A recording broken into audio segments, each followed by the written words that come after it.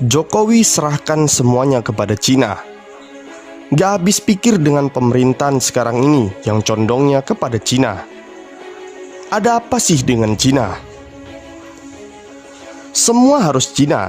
Pembangunan, investasi sampai ngutang pun dengan Cina.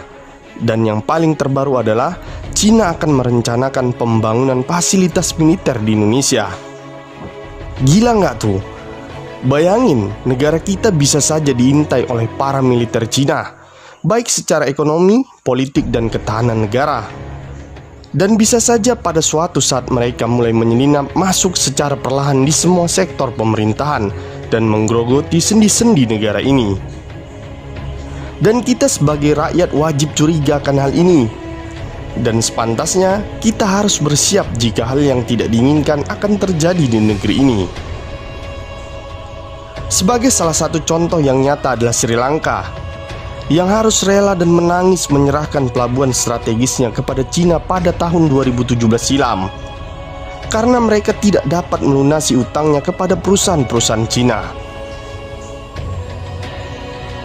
Kejadian itu adalah salah satu contoh bagaimana negara-negara yang berutang kepada Cina dapat memaksa negara yang berutang dengan mereka untuk menandatangani atau menyetujui wilayah nasional mereka diambil alih jika mereka tidak dapat membayar utang atau tidak dapat memenuhi kewajiban kepada negara tirai bambu tersebut.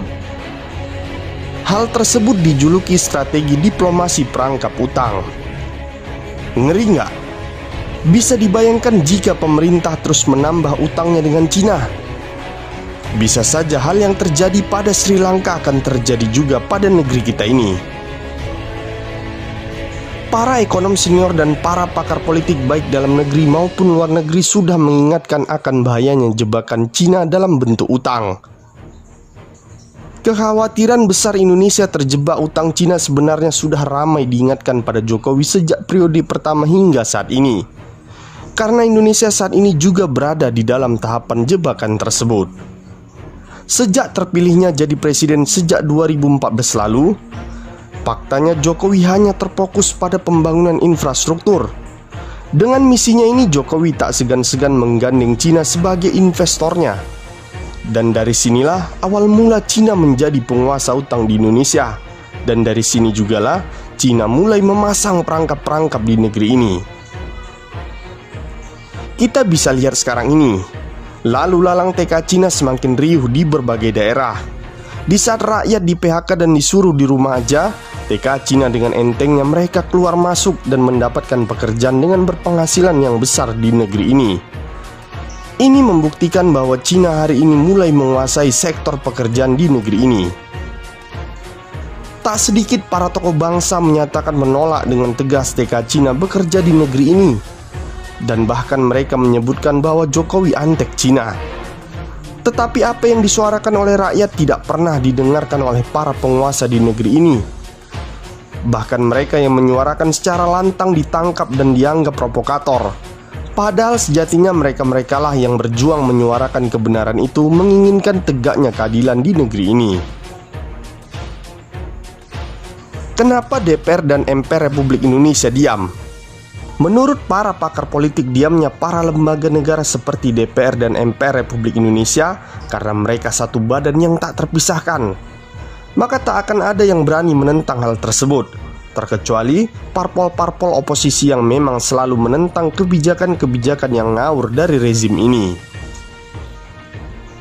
Selain angka investasi dan utang yang terus meroket, Peraturan Presiden Nomor 20 Tahun 2018 tentang penggunaan tenaga kerja asing yang langsung ditandatangani oleh Presiden Joko Widodo atau Jokowi Maret lalu juga menimbulkan kontroversi di tengah publik.